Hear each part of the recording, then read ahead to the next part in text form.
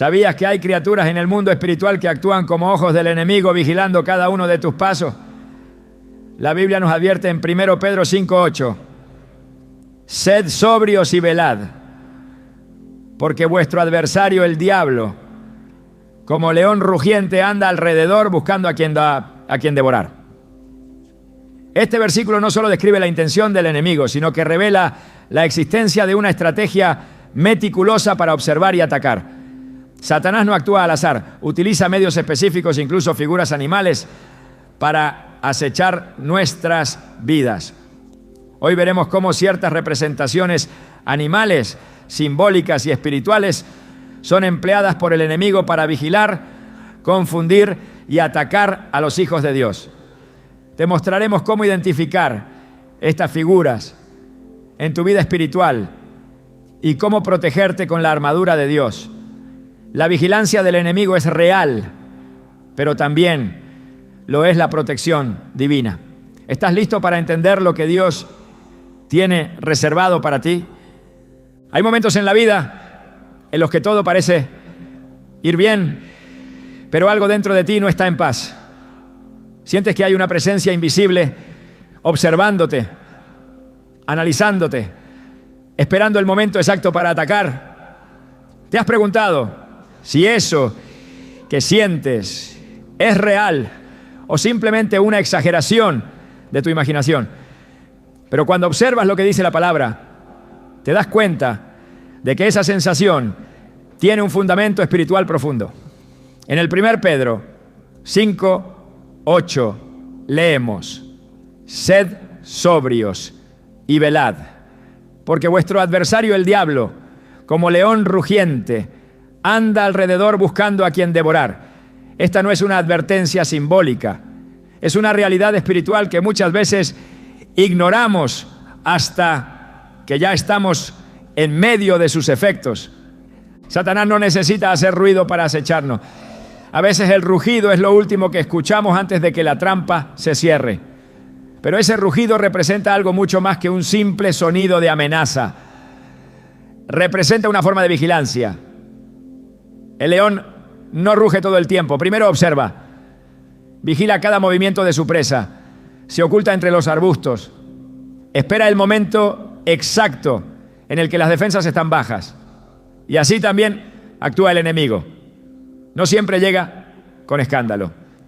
Muchas veces su vigilancia es silenciosa, persistente, camuflada entre las rutinas diarias.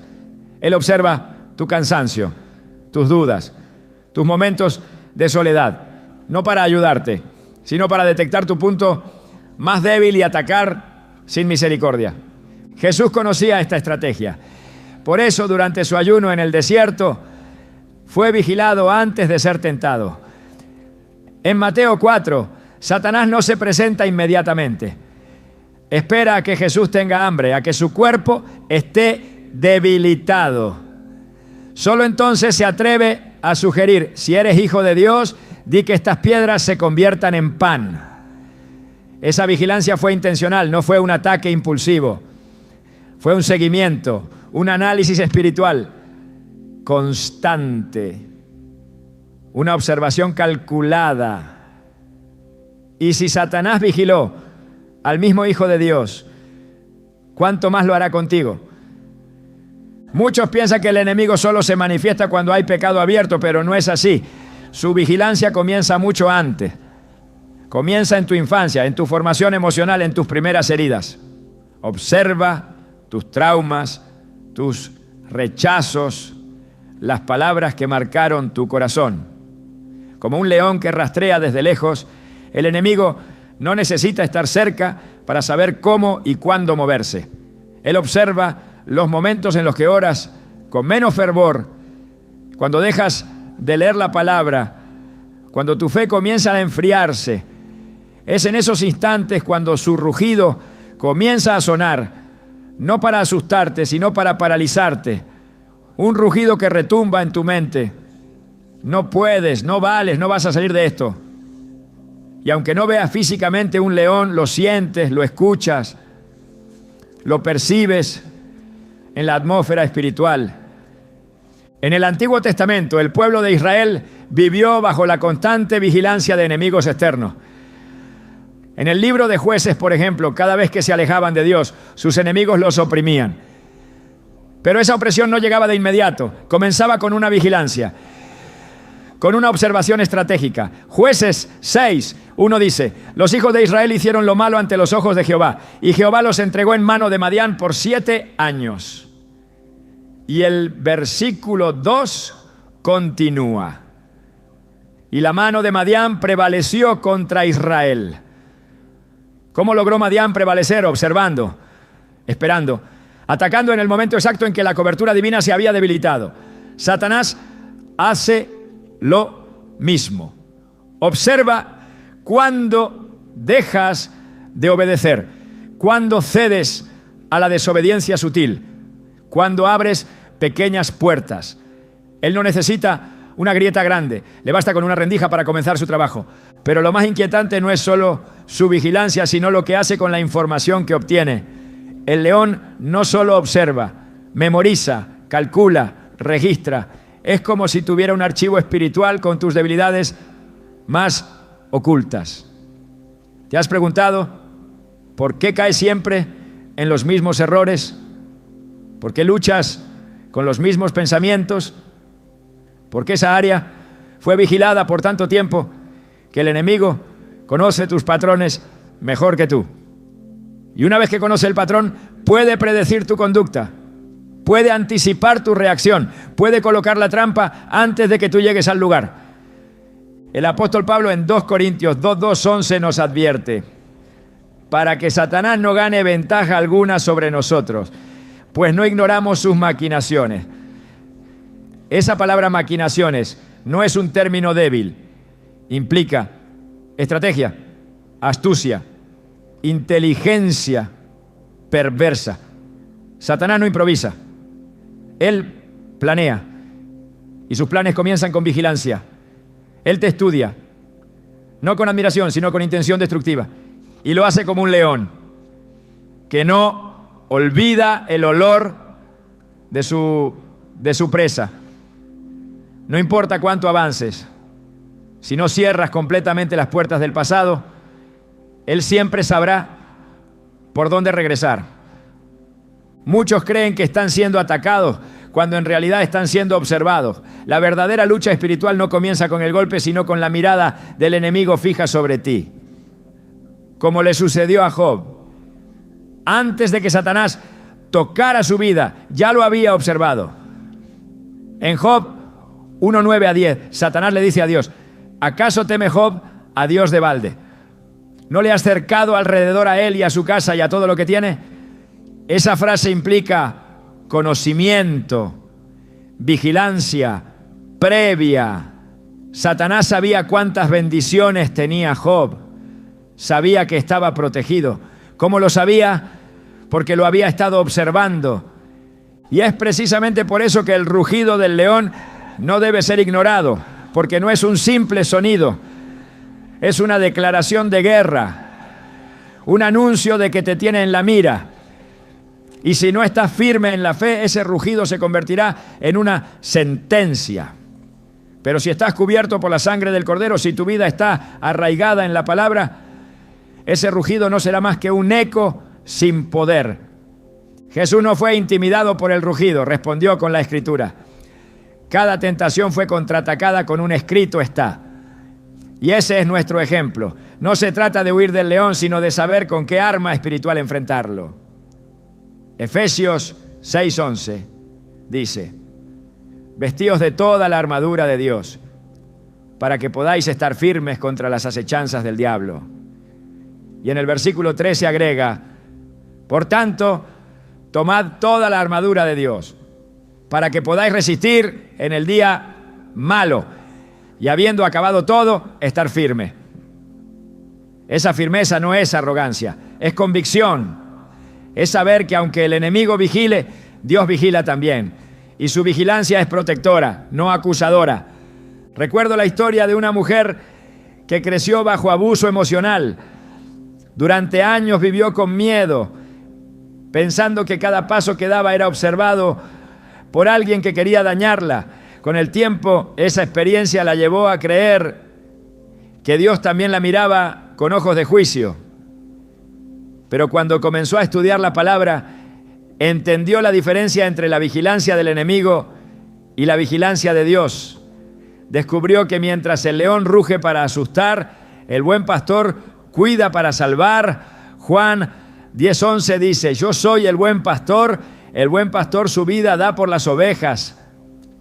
Esa revelación transformó su vida. Dejó de temer ser observada y comenzó a vivir bajo la mirada amorosa del Padre. Y tal vez eso sea lo que necesitas hoy, saber que aunque el enemigo te vigile como un león, tú no estás solo en esta batalla. Hay uno que ya venció al león, hay uno que lo desarmó con su sangre. Colosenses 2:15 lo afirma con claridad. Y despojando a los principados y a las potestades, los exhibió públicamente, triunfando sobre ellos en la cruz. Ese triunfo no fue simbólico, fue espiritual, fue real, fue eterno. Por eso no temas cuando sientas que estás siendo observado. No entres en pánico cuando percibas que hay una vigilancia invisible sobre tu vida. Recuerda que el león puede rugir, pero no puede devorarte si estás en Cristo. Sus dientes fueron quebrados en la cruz. Su rugido fue silenciado por la palabra. Su estrategia fue vencida por la obediencia de Jesús. Hoy es tiempo de despertar espiritualmente, de dejar de ignorar el rugido que te paraliza, de reconocer que esa vigilancia enemiga existe, pero que no tiene poder sobre ti si estás cubierto por la gracia. No estás a merced de las tinieblas, estás bajo la cobertura del Altísimo. Salmos 91:1 lo dice con firmeza: el que habita al abrigo del Altísimo morará bajo la sombra del Omnipotente. Ese es tu lugar, ese es tu refugio. Y aunque el león ruja, tú permanecerás firme, porque el que está en ti es más poderoso que el que está en el mundo. Hay un enemigo que no ruge, que no corre, que no hace ruido alguno, se mueve lentamente, se desliza con suavidad, esperando el momento exacto para actuar. Su presencia no intimida de inmediato, pero su veneno es letal. No necesita exponerse, porque sabe que su mayor poder está en el disfraz. Así como en el Edén, su vigilancia no depende de la fuerza, sino de la astucia. La serpiente nunca ataca sin antes observar, sin antes deslizarse entre los espacios ocultos de la rutina humana, sin antes camuflarse en lo que parece ser inofensivo. Desde Génesis, la serpiente representa no solo el engaño, sino también la vigilancia encubierta. Génesis 3:1 nos presenta su estrategia con claridad. Pero la serpiente era astuta, más que todos los animales del campo que Jehová, Dios, había hecho. Su astucia no se manifestó con violencia, sino con una pregunta aparentemente inocente. ¿Con que Dios os ha dicho, no comáis de todo árbol del huerto? Esa pregunta no buscaba información, buscaba abrir una Era la primera señal de que ya había estado observando. No se presenta para preguntar sobre cualquier árbol. Dirige su atención al único prohibido. Eso implica que había estado vigilando, estudiando, entendiendo qué árbol despertaba la curiosidad, cuál era el más observado por el hombre, cuál tenía el poder de seducción espiritual.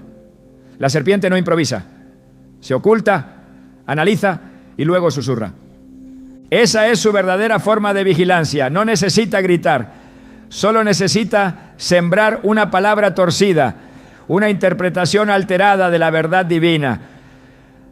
Su vigilancia es constante, pero también es invisible.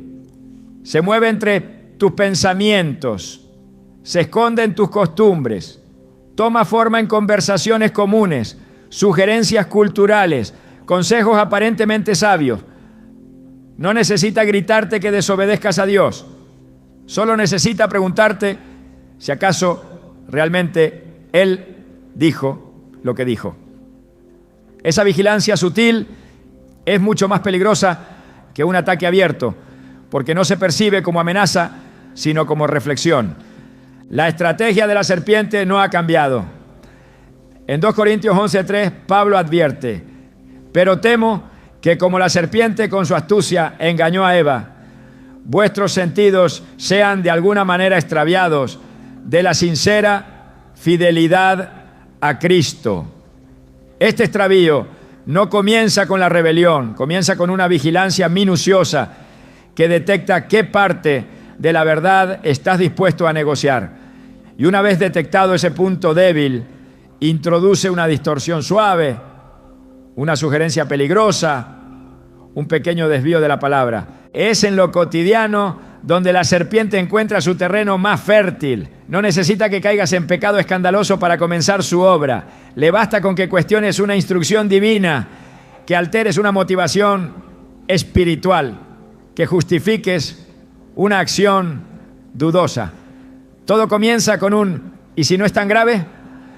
Esa pregunta, disfrazada de razonamiento, es en realidad el resultado de una vigilancia espiritual que ha detectado tu cansancio, tu falta de discernimiento, tu deseo de encontrar una versión más cómoda del Evangelio. La serpiente siempre susurra en el momento en que el alma comienza a relajarse en su obediencia. En el desierto, cuando Jesús fue tentado, la estrategia se repitió. Mateo 4:6 nos dice que el enemigo citó las Escrituras: si eres hijo de Dios, échate abajo, porque escrito está: a sus ángeles mandará acerca de ti. Esa es una serpiente hablando, no porque cite la palabra, sino porque la distorsiona. La vigilancia que precedió esa tentación incluyó una observación cuidadosa del ayuno de Jesús, de su debilidad física, de su silencio. Cuando la serpiente espiritual detecta que estás solo, débil o hambriento, no aparece con un ataque frontal, se presenta como un consejo espiritual, como una supuesta aplicación correcta de la Biblia. Pero su intención es la misma: torcer, dividir, confundir. La serpiente que vigila desde lo cotidiano no busca necesariamente tu destrucción inmediata. Su meta es mucho más peligrosa: sembrar duda y deformar la verdad. En Juan 8:44, Jesús revela la verdadera identidad del enemigo. Él ha sido homicida desde el principio y no ha permanecido en la verdad, porque no hay verdad en él. Cuando habla mentira, de suyo habla, porque es mentiroso y padre de mentira. No hay mentira sin vigilancia. No hay engaño sin un conocimiento previo de la verdad. La serpiente conoce la verdad y por eso puede distorsionarla con precisión. No te ofrece un camino radicalmente diferente. Te ofrece una versión alterada del mismo camino, una que parece compatible con la fe, pero que te desvía lentamente de la voluntad divina. En muchos pasajes bíblicos se nos exhorta a estar alerta, no solo ante la maldad evidente, sino ante las formas sutiles del error. En 1 Tesalonicenses 5:21-22 se nos dice: examinadlo todo, retened lo bueno, absteneos de toda especie de mal. Esa palabra especie implica apariencia, forma, insinuación, porque el mal, cuando adopta la forma de la serpiente, no se presenta como un escándalo, sino como una sugerencia. Y detrás de cada sugerencia hay una vigilancia previa, una observación silenciosa que ha detectado cuál es tu debilidad, tu duda no resuelta, tu inseguridad teológica. Cuando la serpiente vigilaba a Eva, no lo hacía con odio visible, sino con una intención perversa disfrazada de interés. Ese mismo patrón se repite en el libro de Apocalipsis, donde la figura de la serpiente aparece nuevamente. En Apocalipsis 12:9 leemos: y fue lanzado fuera el gran dragón, la serpiente antigua, que se llama Diablo y Satanás, el cual engaña al mundo entero. La vigilancia de la serpiente es global, no individual. Observa sistemas, culturas, sociedades, se infiltra en estructuras de pensamiento, en paradigmas filosóficos, en valores distorsionados que parecen iluminados, pero están diseñados para alejar al hombre de su origen divino. Su vigilancia no está limitada al Edén. Continúa activa, manifestándose a través de influencias, narrativas, ideas que parecen modernas, pero que son antiguos susurros serpenteantes. En el libro de Proverbios se nos advierte repetidamente contra el consejo torcido. Proverbios 14:12 afirma: hay camino que al hombre le parece derecho, pero su fin es camino de muerte. Ese parecer derecho no es fortuito, es el resultado de una vigilancia espiritual que ha identificado qué valores culturales aceptas, qué ideas te resultan atractivas, qué argumentos puedes racionalizar. La serpiente trabaja con el material que tú mismo le das. Y por eso su vigilancia es tan efectiva. No inventa nuevas tentaciones, simplemente adapta las antiguas al lenguaje de tu generación. El engaño siempre comienza con la vigilancia. No hay distorsión efectiva sin observación previa. Por eso la serpiente no deja de vigilar, no se detiene a descansar. Su vigilancia no es física, es espiritual. Se manifiesta en pensamientos repetitivos, en justificaciones emocionales, en confusiones doctrinales que parecen nacer en la mente, pero tienen un origen externo. En Efesios 4:14, Pablo exhorta a la iglesia a no ser niños fluctuantes, llevados por doquiera de todo viento de doctrina, por estratagema de hombres que para engañar emplean con astucia las artimañas del error. Esa astucia, esa estratagema, implica una estrategia continua, una vigilancia persistente. La serpiente no necesita aparecer en tus sueños ni manifestarse de forma visible. Su poder está en la idea que introduces en tu mente mientras crees que estás pensando por ti mismo. Y esa idea fue sembrada después de una observación prolongada, después de un estudio silencioso de tu forma de pensar, de tus heridas, de tus temores. La vigilancia serpentina no se nota hasta que ya ha producido fruto. Y ese fruto siempre será contrario al plan de Dios, aunque se parezca externamente al árbol de la vida. No se puede resistir al susurro de la serpiente sin una base sólida en la verdad revelada. No basta con emociones ni con intenciones. Jesús no respondió a la serpiente del desierto con sentimientos, sino con escritura. Escrito está. Fue su arma. Y esa debe ser también la nuestra. Porque si la vigilancia del enemigo se basa en la distorsión, la resistencia del creyente debe basarse en la verdad absoluta. No una verdad negociada ni reinterpretada culturalmente, sino la palabra eterna, inmutable, viva. La serpiente seguirá oculta mientras no sea confrontada. Seguirá vigilando desde las esquinas de tu vida espiritual mientras no tomes autoridad sobre cada pensamiento, cada argumento, cada interpretación. En 2 Corintios 10:5, Pablo nos instruye a derribar todo argumento y toda altivez que se levanta contra el conocimiento de Dios y llevar cautivo todo pensamiento a la obediencia a Cristo. Esa es la única forma de cortar el poder de vigilancia de la serpiente, someter todo pensamiento a Cristo, porque mientras ella siga escondida en lo cotidiano, seguirá observando, seguirá sembrando, seguirá distorsionando. Pero cuando se expone a la luz de la palabra, su poder se desvanece. Y entonces lo que parecía sabiduría se revela como error. Lo que parecía reflexión se expone como tentación. Lo que parecía verdad se desmorona como mentira. La vigilancia del enemigo a través de la serpiente no es un mito antiguo, es una realidad presente.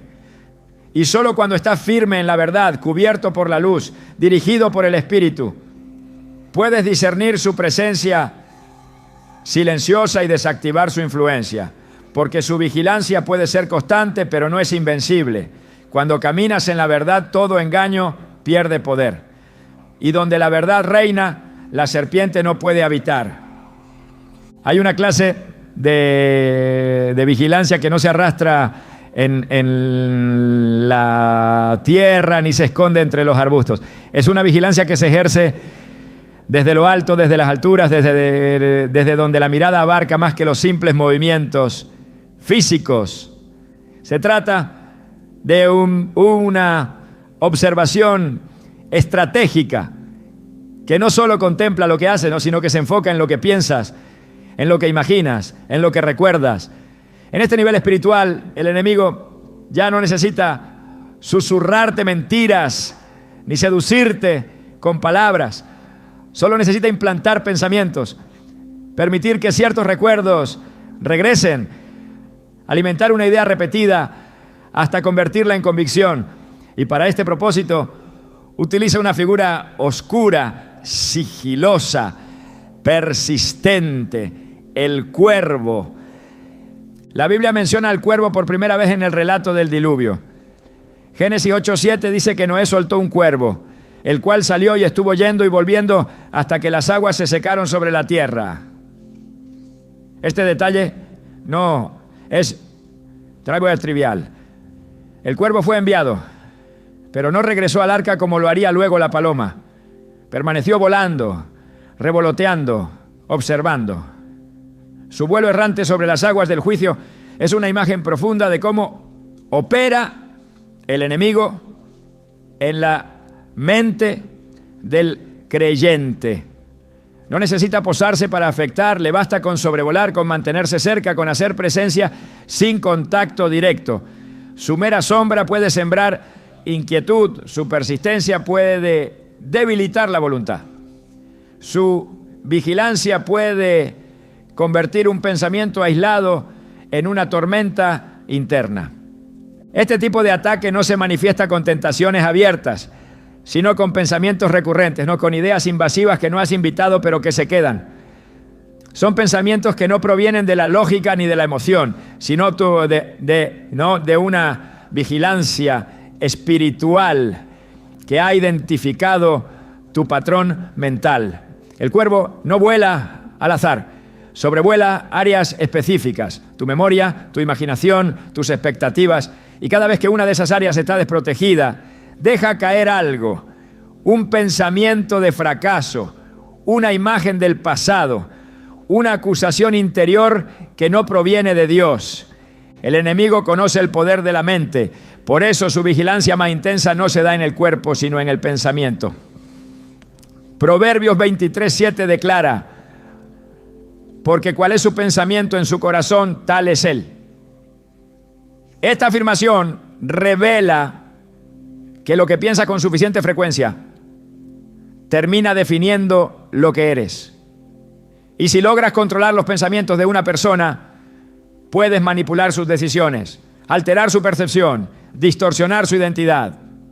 El cuervo espiritual no necesita que caigas en pecado para comenzar su obra. Solo necesita que pienses mal, que pienses fuera de la verdad, que repitas internamente una mentira hasta que la asumas como parte de tu realidad.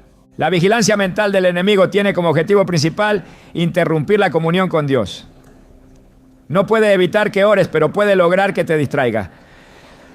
No puede impedir que leas la palabra, pero puede hacer que la malinterpretes. No puede robarte la salvación, pero puede debilitar tu conciencia hasta el punto de que la olvides. Filipenses 4:8. Nos exhorta a llenar la mente con lo que es verdadero, honesto, justo, puro, amable, de buen nombre. Pero para que esto sea posible, la vigilancia del cuervo debe ser enfrentada, expuesta, silenciada con la verdad. El enemigo no ataca de frente cuando vigila desde lo alto, se mantiene en movimiento, invisible, aparentemente inofensivo. Como el cuervo de Noé, no se posa, no se entrega, solo ronda. Pero ese rondar espiritual produce ansiedad, confusión, desánimo. La mente del creyente se convierte en un campo de batalla silencioso, donde los pensamientos se levantan como ejércitos. Y cuando no se discierne el origen de esas ideas, se les otorga autoridad. Lo que debería ser confrontado, se cree. Lo que debería ser desechado, se repite. Y así el cuervo cumple su misión sin necesidad de tocar el suelo. En el Nuevo Testamento Jesús también hace referencia a las aves como símbolo de interferencia espiritual. En la parábola del sembrador, Mateo 13:4 dice: y mientras sembraba, parte de la semilla cayó junto al camino, y vinieron las aves y la comieron. Luego, en la explicación, Jesús dice que esas aves representan al maligno que viene y arrebata lo sembrado en el corazón. El terreno junto al camino no fue infértil por naturaleza, fue atacado, fue vigilado por aves que sabían qué semilla tenía potencial. No esperaron a que germinara. Intervinieron antes, en el momento exacto en que la semilla apenas comenzaba a asentarse. Esa vigilancia es activa, destructiva, precisa. Cuando un pensamiento de Dios entra en tu vida, no es recibido con neutralidad, es observado, es seguido, es atacado. El enemigo no ignora las palabras que recibes en oración. No ignora la dirección que sientes al leer la Escritura. Sabe que si ese pensamiento se fortalece, se convierte en acción. Y si se convierte en acción, transforma tu entorno. Por eso vigila tu mente.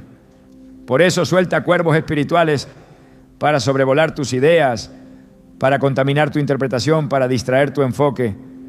La vigilancia mental no se detiene. Puede comenzar por la mañana con una sensación indefinida de cansancio, continuar durante el día con pensamientos acusatorios y terminar por la noche con una inquietud que no puedes explicar.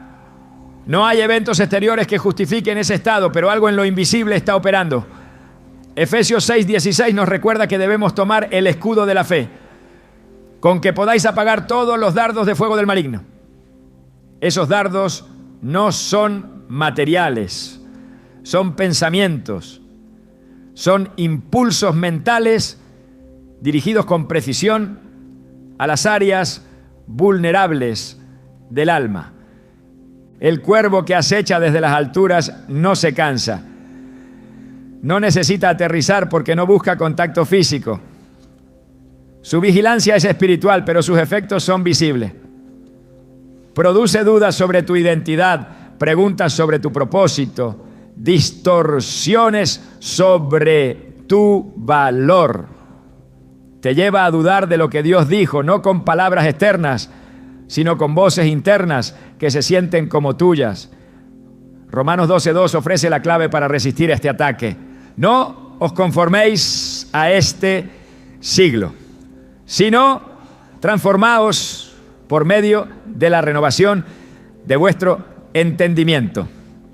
Esa renovación no es un evento, es un proceso. Y en ese proceso debe cerrar el cielo espiritual a los cuervos del enemigo, establecer un ambiente mental donde solo el Espíritu Santo tenga acceso. Jesús no fue ajeno a esta forma de vigilancia. En Getsemaní, antes de ser entregado, su alma estaba profundamente angustiada, no por el dolor físico que vendría, sino por la batalla interna que libraba. Mateo 26:38 registra sus palabras: mi alma está muy triste hasta la muerte. Esa tristeza no era emocional solamente, era espiritual. Era la presión de los cielos, el peso del pecado del mundo, la vigilancia del enemigo, que sabía que si Jesús persistía, la derrota sería total. En ese momento, el enemigo estaba presente, no en forma de hombre, sino como una presencia oscura que intentaba debilitar desde dentro. Pero Jesús venció orando, persistiendo, alineando sus pensamientos con la voluntad del Padre. Esa es la clave también para ti. El cuervo puede volar, pero tú decides si le permites posarse, tú decides qué pensamientos permanecen, tú decides si tus ideas serán guiadas por la palabra o por las sombras. 2 Corintios 10:4-5 declara: porque las armas de nuestra milicia no son carnales, sino poderosas en Dios para la destrucción de fortaleza, derribando argumentos y toda altivez que se levanta contra el conocimiento de Dios. Cada argumento mental contrario a la verdad Es una fortaleza que puede ser derribada. Pero para eso es necesario reconocer que el campo de batalla no es el mundo exterior, sino tu mente. Y que esa mente no puede estar desprotegida. Cuando el cuervo espiritual detecta una mente desocupada, actúa. Mateo 12, 43 a 45 enseña que cuando un espíritu inmundo sale de una persona y encuentra su antigua casa vacía, vuelve con otros peores. El problema no es solo haber sido liberado, sino haber dejado la mente sin ocupación espiritual. Una mente vacía es un blanco perfecto para la vigilancia del enemigo. No basta con expulsar pensamientos errados. Hay que llenarla con la verdad. Salmo 1:2 dice del justo: en la ley de Jehová está su delicia, y en su ley medita de día y de noche. Esa meditación continua es lo que ahuyenta al cuervo, no por fuerza, sino por saturación. Donde hay luz, la oscuridad no puede permanecer. La vigilancia desde lo alto no debe infundir miedo, sino despertar conciencia. No estamos indefensos, estamos equipados. La mente del creyente no es un terreno neutral, es territorio del espíritu.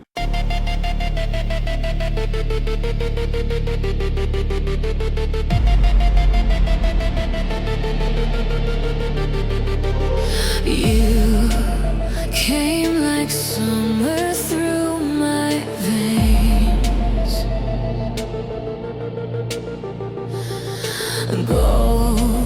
golden bright but laced with chains. Your laughter burned, it felt like light. But love was venom in disguise. Y si Él habita allí, ninguna sombra puede prevalecer. Pero hay que proteger ese lugar con intención, con vigilancia inversa. Así como el enemigo vigila desde lo alto, tú debes vigilar tu pensamiento desde el espíritu. Debes evaluar cada idea, cada impulso, cada duda. No permitirás que ningún cuervo se pose en tu mente sin que sea confrontado con la palabra. La victoria no comienza en los hechos, sino en las ideas. El enemigo lo sabe, por eso vigila desde las alturas. Pero tú puedes levantar tu mirada más alto. Puedes poner tu mente en las cosas de arriba, como enseña Colosenses 3:2. Y desde allí verás que ningún cuervo tiene autoridad sobre una mente rendida a Cristo. El peligro más letal no es el que se presenta con ferocidad, sino aquel que se disfraza de bondad. Lo verdaderamente aterrador no es el enemigo que golpea desde fuera, sino el que entra caminando por la puerta principal, usando tu mismo lenguaje, citando tu misma fe, vistiendo el ropaje de la confianza. El enemigo que observa desde la cercanía, que vigila desde el interior, que conoce los códigos del rebaño, pero sirve a las tinieblas, que actúa con la precisión de un infiltrado. Y en el reino espiritual esa figura no es otra que la del lobo con piel de oveja. Jesús lo advirtió sin rodeo. En Mateo 7:15 dijo: guardaos de los falsos profetas que vienen a vosotros con vestidos de ovejas, pero por dentro son lobos rapaces. No dijo que serían fáciles de identificar. No dijo que se presentarían como lo que realmente son. Su advertencia fue clara: se disfrazan, imitan, simulan pertenecer. Y es precisamente ese camuflaje lo que los convierte en una amenaza espiritual tan devastadora, porque mientras aparentan unidad, están ejecutando vigilancia. Mientras sonríen con apariencia de paz, están analizando tu caminar, tus hábitos, tus decisiones, buscando el momento exacto para sembrar confusión. La vigilancia de este enemigo no se ejerce desde lejos, es cercana, meticulosa, silenciosa. Observa cómo oras, cómo reaccionas ante la corrección, cómo manejas la palabra. Su estrategia no es el ataque directo, sino la seducción de la doctrina, la manipulación espiritual. Porque para el lobo con piel de oveja lo importante no es solo observar, sino infiltrarse, contaminar, pervertir el ambiente desde adentro. Pablo lo entendía con claridad, por eso advirtió con severidad a los ancianos de Éfeso en Hechos 20, 29 a 30. Porque yo sé que después de mi partida entrarán en medio de vosotros lobos rapaces que no perdonarán al rebaño. Y de vosotros mismos se levantarán hombres que hablen cosas perversas para arrastrar tras sí a los discípulos.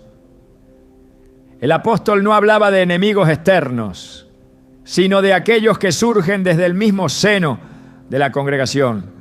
Vigilancia disfrazada de liderazgo, astucia revestida de autoridad, intención corrupta, oculta, bajo palabras dulces. Esa forma de vigilancia espiritual no solo analiza, también influye. No solo registra, también descompone. El lobo no necesita expulsarte del redil. Le basta con hacer que pierdas la confianza en el pastor, que cuestiones la voz de Dios, que sustituyas la verdad por un discurso más cómodo. Es una vigilancia activa que busca introducir nuevas ideas, reinterpretaciones torcidas de la Escritura, visiones supuestamente más profundas, pero desconectadas del corazón de Dios. Segunda de Pedro 2:1 lo describe así: pero hubo también falsos profetas entre el pueblo, como habrá entre vosotros falsos maestros, que introducirán encubiertamente herejías destructoras. Esa introducción encubierta no es una acción torpe, es un movimiento premeditado, una obra de infiltración espiritual que empieza con observación, con estudio silencioso de la comunidad, con vigilancia de corazones. Este tipo de vigilancia opera dentro de los límites del lenguaje religioso. Hablan de amor, de fe, de unidad, pero sus palabras están cargadas de ambigüedad. Ponen en duda lo esencial, relativizan lo absoluto, reemplazan la obediencia con autoayuda, el arrepentimiento con tolerancia, la santidad con conveniencia. Y lo hacen desde el interior, vigilando no para proteger, sino para debilitar. Su presencia no produce discernimiento inmediato, porque su apariencia no genera alarma. Solo quien permanece en la verdad puede notar la disonancia, la falta de raíz bíblica, la ausencia del Espíritu detrás de lo que parece celo. Jesús afirmó en Juan 10:5 que sus ovejas no seguirán al extraño, antes huirán de él porque no conocen la voz de los extraños. Pero esa sensibilidad espiritual no surge de la costumbre, sino de la comunión profunda. Solo quien ha oído muchas veces la voz del buen pastor puede detectar el tono extraño del lobo, y el lobo lo sabe. Por eso vigila, por eso estudia los movimientos, los patrones, las fragilidades del rebaño. Su estrategia no es irrumpir violentamente, sino imitar hasta que su voz suene casi igual, hasta que sus palabras sean aceptadas como familiares. En el ámbito espiritual, la vigilancia del lobo se manifiesta como una búsqueda constante de influencia. No se conforma con observar, necesita captar, liderar, dirigir. Su meta no es solo ver cómo vives tu fe, sino ofrecerte una alternativa adulterada, una visión contaminada que parezca profunda, pero que niegue el poder transformador del Evangelio. Segunda de Timoteo 3:5 lo describe perfectamente. Tendrán apariencia de piedad, pero negarán la eficacia de ella. Esa apariencia es su piel. Esa negación es su interior. No hay mayor tragedia espiritual que permitir que la voz del lobo sustituya la dirección del espíritu. Porque cuando eso ocurre, la vigilancia se convierte en opresión, la guía en manipulación, el consejo en desvío. Y todo comenzó con un simple acto de observación disfrazada de compañerismo. El lobo no entra como enemigo, se introduce como aliado, no lanza acusaciones, hace preguntas, no exige cambios abruptos, propone pequeñas adaptaciones, pero cada uno de esos movimientos tiene una intención específica: desplazar la verdad, debilitar la convicción, separar al creyente del corazón del Padre. Judas en su epístola advierte con firmeza sobre estos agentes del enemigo. En Judas 1:4 declara: porque algunos hombres han entrado encubiertamente, los que desde antes habían sido destinados para esta condenación, hombres impíos que convierten en libertinaje la gracia de nuestro Dios. No entraron declarando su verdadera intención, entraron vigilando, analizando, adaptándose, esperando el momento propicio para introducir su mensaje. Su entrada fue sigilosa, pero su efecto fue devastador. Porque donde la vigilancia del enemigo no es discernida, el veneno de su enseñanza se esparce con rapidez. Esta forma de vigilancia espiritual exige una respuesta que no puede ser superficial. No basta con evaluar lo visible, no basta con oír lo que se dice. Es necesario examinar el espíritu detrás de las palabras, el fruto detrás del discurso, la raíz detrás de la doctrina. Primera de Juan 4:1 nos da la clave. Amados, no creáis a todo espíritu, sino probad los espíritus si son de Dios. Esa prueba no es una actitud de sospecha, sino una obligación espiritual. Porque cuando el enemigo vigila desde dentro, solo el discernimiento puede desactivar su influencia. El lobo con piel de oveja no busca el caos abierto, sino el desvío progresivo.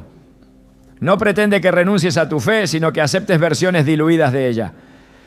Su meta no es eliminar la palabra, sino reinterpretarla hasta que deje de confrontar. Y esa es una forma de vigilancia que se disfraza de enseñanza, de mentoría, incluso de revelación profética. Pero cuando no se alinea con el testimonio de las Escrituras, cuando contradice el carácter de Dios, cuando introduce confusión donde antes había claridad, entonces se revela su verdadera naturaleza.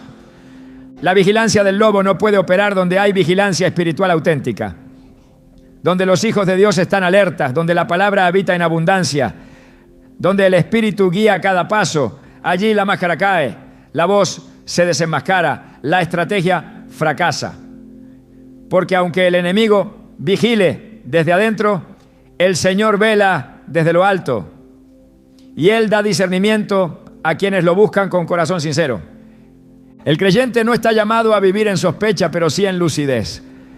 No debe andar con paranoia, pero sí con discernimiento. Porque el enemigo que vigila como lobo no ha cesado su actividad. Su vigilancia continúa, su observación no se detiene. Pero también continúa la obra del Espíritu, la voz del pastor, la guía de la palabra. Y quien permanece firme en ella no será engañado. La oscuridad tiene su lenguaje, no siempre se manifiesta en ataques visibles ni en tentaciones escandalosas. Hay una forma de operar en las tinieblas que se reviste de sabiduría, que imita el conocimiento, que aparenta profundidad espiritual, pero que en realidad es vigilancia disfrazada de iluminación. En ese reino ambiguo donde lo oculto se confunde con lo revelado, donde lo esotérico adopta la apariencia de revelación, actúa una figura que observa desde la noche, que analiza desde lo alto, que se mueve en silencio, pero con intención precisa. Se trata del búho de la noche espiritual, un símbolo de la vigilancia demoníaca disfrazada de sabiduría. La imagen del búho ha sido exaltada por diversas culturas como emblema de conocimiento secreto, de visión aguda, de percepción más allá de lo evidente. Y es precisamente esta reputación la que el enemigo ha aprovechado para disfrazar su vigilancia. No se presenta como amenaza, sino como guía. No se impone con fuerza, sino que se ofrece como alternativa más elevada. Su vigilancia es espiritual, pero no proviene del Espíritu de Dios. Proviene de ese sistema oculto de pensamiento que promete iluminación, pero produce esclavitud. Romanos 1:22 describen este fenómeno con exactitud. Profesando ser sabios, se hicieron necios. Esta vigilancia actúa en aquellos lugares donde se busca una experiencia espiritual fuera del diseño divino. No ataca directamente la fe, la redefine. No niega la Escritura, la reinterpreta bajo nuevas lentes. No repudia a Dios, lo sustituye por una energía universal, una conciencia superior, un yo interior divino. Y mientras estas ideas se instalan en el alma, el búho observa el corazón que se aleja lentamente de la verdad revelada. Observa al creyente que comienza a abrir puertas a prácticas que no provienen del Espíritu Santo. El enemigo no necesita poseer un cuerpo cuando puede influir una mente que busca luz en fuentes de oscuridad. Colosenses 2:8 advierte: mirad que nadie os engañe por medio de filosofías y huecas sutilezas, según las tradiciones de los hombres, conforme a los rudimentos del mundo y no según Cristo. Esa advertencia no es teórica, es una respuesta a una vigilancia real. El búho espiritual no opera en el escándalo, sino en la fascinación. Observa al que busca experiencias profundas, visiones nuevas, verdades escondidas. Y cuando detecta esa búsqueda desarraigada de la palabra, se presenta como guía, como facilitador de sabiduría, como canal de revelación. Pero su sabiduría no proviene del cielo, proviene de la noche. La noche espiritual no es simplemente ausencia de luz, es la sustitución de la luz por una versión distorsionada. Es la adoración de la experiencia sobre la obediencia. Es la exaltación del conocimiento sobre la santidad. Y en ese ambiente de aparente profundidad, el enemigo vigila con atención, porque sabe que allí donde hay hambre de misterio, pero no hay anclaje en la verdad, hay terreno fértil para la vigilancia demoníaca. Santiago 3:15 lo expone sin rodeos. Esta sabiduría no es la que desciende de lo alto, sino terrenal, animal, diabólica. No todo lo que parece sabiduría espiritual viene de Dios, y no todo lo que ofrece visión espiritual conduce a la luz. El búho de la noche espiritual no se limita a individuos, vigila ambientes enteros, se posiciona sobre comunidades donde se ha desplazado la centralidad de la Escritura y se ha sustituido por visiones, por emociones, por experiencias, donde se minimiza la doctrina y se magnifica lo sensorial, donde el discernimiento ha sido reemplazado por la euforia espiritual. Allí el búho se posa en los altares, no para atacar abiertamente, sino para observar el desvío, no para impedir la adoración, sino para redirigirla hacia el hombre. Esta vigilancia es silenciosa pero efectiva. No impone ídolos externos, introduce ídolos internos. El enemigo conoce bien el deseo humano de descubrir lo oculto, de explorar lo misterioso. Por eso su vigilancia se concentra en las áreas donde la curiosidad supera la obediencia, donde se quiere oír algo nuevo, donde se busca lo extraordinario antes que lo verdadero, donde se anhela poder espiritual sin cruz, no, sin muerte al yo. Allí vigila, porque sabe que una vez sembrado ese deseo se puede nutrir con cualquier cosa. 2 Tesalonicenses 2, 9 a 10 revela que esta operación no es accidental, cuyo advenimiento es por obra de Satanás, con gran poder y señales y prodigios mentirosos, y con todo engaño de iniquidad para los que se pierden. El poder espiritual no siempre confirma la verdad.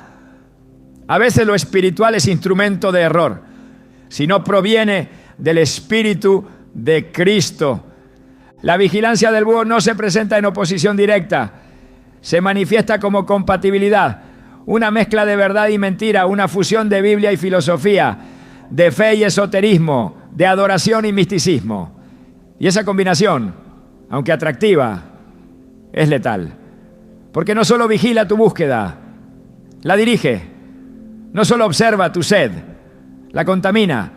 No solo analiza tu caminar, influye tu dirección.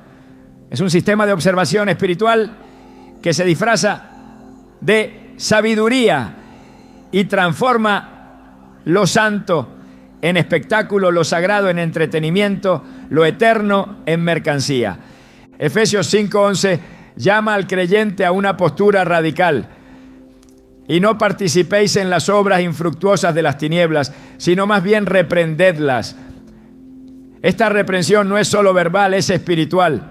Significa cerrar puertas, cortar alianzas, discernir la fuente de cada supuesta revelación, porque donde hay noche no puede haber comunión con la luz, y el búho no puede operar en un ambiente saturado por la verdad. Su vigilancia se desvanece donde hay claridad doctrinal, donde hay pureza de motivación, donde el Espíritu de Dios tiene el señorío absoluto. La vigilancia demoníaca que se disfraza de sabiduría siempre tiene un patrón. Inicia con una observación inofensiva, continúa con una sugerencia reveladora y culmina en una desviación doctrinal. Su meta no es escandalizar, es sustituir. No busca destruir el templo, busca convertirlo en mercado. No quiere acabar con la fe, quiere redefinirla. Y para lograr eso necesita que bajes la guardia, que aceptes enseñanzas sin examinarlas, que abraces experiencias sin medirlas por la palabra. El verdadero conocimiento de Dios no se alcanza a través de símbolos ocultos ni de revelaciones privadas, ¿no? Sino por medio del Hijo. Colosenses 2:3 afirma que en Cristo están escondidos todos los tesoros de la sabiduría y del conocimiento. No hay necesidad de buscar en otra fuente. No hay sabiduría espiritual que pueda igualar la revelación de Cristo. Toda búsqueda fuera de Él es terreno propicio para la vigilancia del búho. Porque donde no reina Cristo, reina el engaño. Y donde no hay fundamento bíblico, hay oscuridad disfrazada de luz. La batalla espiritual no se gana solo resistiendo el pecado evidente. Se gana resistiendo la sabiduría que no proviene de lo alto. Se gana cerrando las puertas a todo conocimiento que no esté alineado con la Escritura. Se gana estableciendo una cultura de verdad, de reverencia, de dependencia absoluta del Espíritu Santo. Porque en ese ambiente el búho no puede vigilar. No hay lugar donde posarse. No hay sombra donde esconderse. No hay silencio donde susurrar. Es tiempo de discernir la fuente de cada pensamiento, de cada revelación, de cada doctrina. Es tiempo de examinar si lo que parece sabiduría conduce al arrepentimiento o al orgullo. Si lo que parece visión produce santidad o autoexaltación. Si lo que parece conocimiento fortalece la fe o diluye la verdad. Porque donde opera el búho se pierde el rumbo. Pero donde habita la luz de Cristo, toda vigilancia del enemigo es expuesta y neutralizada. Hay una forma de vigilancia que no se ejerce desde el exterior, sino desde lo más profundo del corazón humano. Una vigilancia que no viene con forma amenazante ni con ataques externos, sino que se disfraza de familiaridad, de hábito, de ciclo repetido. Es la vigilancia del enemigo que no necesita enviarte nuevas tentaciones, porque sabe que con repetir las antiguas es suficiente. Observa tus regresos, tus recaídas, tus debilidades, sin resolver. Vigila, no para proponerte un nuevo camino, sino para arrastrarte al camino que ya habías abandonado. Y para esta forma de ataque se presenta como un perro que regresa a su vómito. Segunda de Pedro 2:22 lo dice con una contundencia irrefutable. Pero les ha acontecido lo del verdadero proverbio: el perro vuelve a su vómito y la puerca lavada a revolcarse en el cieno. No hay metáfora más gráfica, más cruda y al mismo tiempo más precisa para describir el ciclo espiritual de quienes regresan a lo que ya fue limpiado. El enemigo no necesita siempre una nueva estrategia. Muchas veces solo vigilas y te mantienes firme en la decisión que tomaste, en el arrepentimiento que declaraste, en la liberación que experimentaste. Y cuando percibe que el compromiso se debilita, activa su vigilancia para tentarte con lo mismo de antes, sabiendo que lo que una vez funcionó puede funcionar de nuevo. Este tipo de vigilancia no se basa en la innovación, sino en la observación repetida. El enemigo examina los ciclos, los retrocesos, las puertas que cerraste pero no sellaste.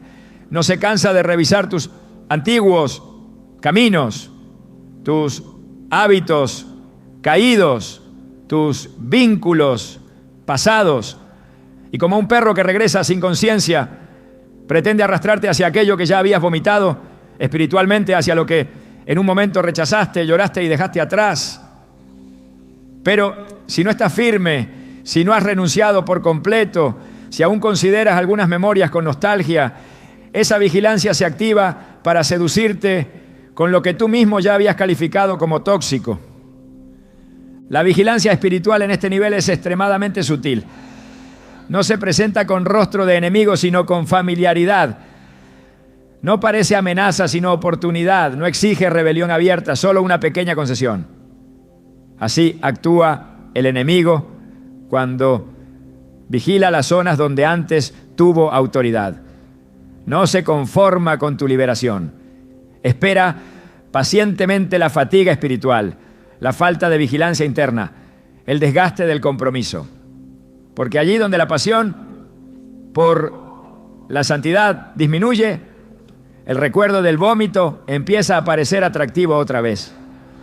No porque haya cambiado, sino porque has olvidado por qué lo vomitaste. El apóstol Pedro advierte que estos regresos no son inofensivos, son trágicos.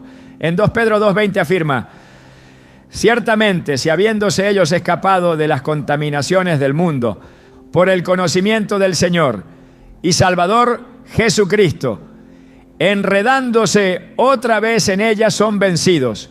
Su postrer estado viene a ser peor que el primero. La vigilancia del enemigo en estos casos no solo busca que caigas, sino que te enredes, que ya no distingas entre lo limpio y lo impuro, entre lo santo y lo profano. Y esa es su forma más destructiva de vigilar. Detectar no solo tus debilidades, sino tu olvido de la gloria de haber sido libre. La vigilancia demoníaca que se manifiesta en este ciclo es profundamente destructiva porque no ofrece una nueva trampa, sino una vieja prisión con una nueva cadena. No busca atraparte con cosas desconocidas, sino con aquellas que tu carne aún anhela secretamente. Por eso, el apóstol Pablo escribe en Gálatas 5:1: estad, pues, firmes en la libertad con que Cristo nos hizo libres, y no estéis otra vez sujetos al yugo de esclavitud. La clave está en la firmeza, porque si no permaneces firme, el enemigo vigilará tu retroceso y aprovechará el menor descuido para hacerte regresar.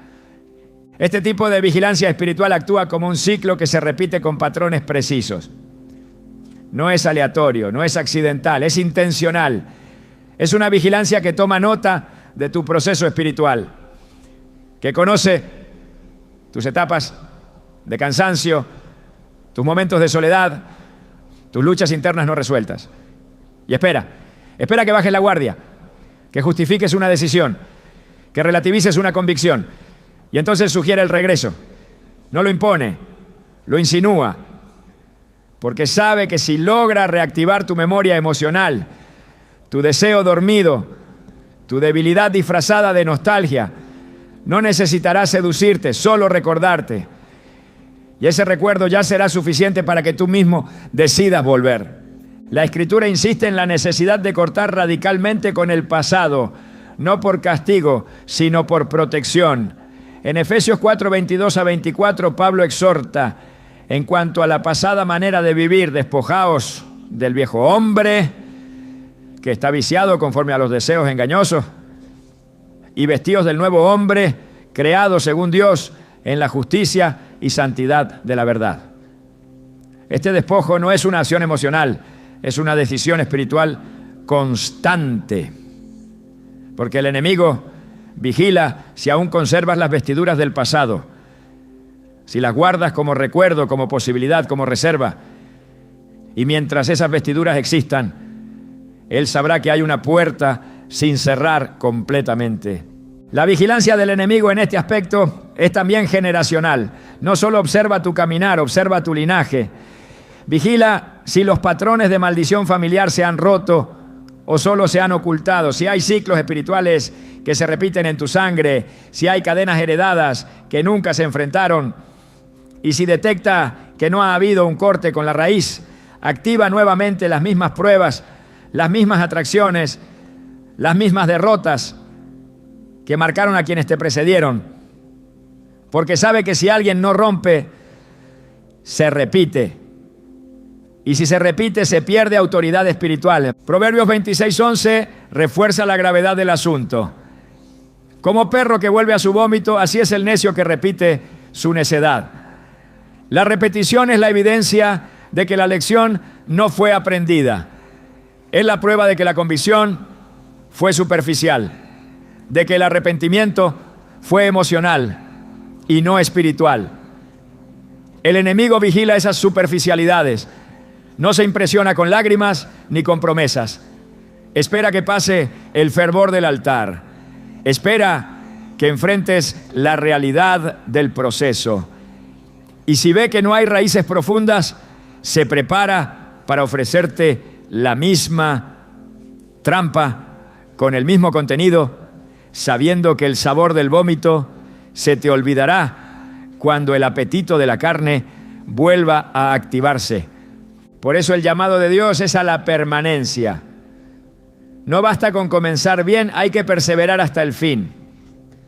Hebreos 10:38 lo dice con firmeza.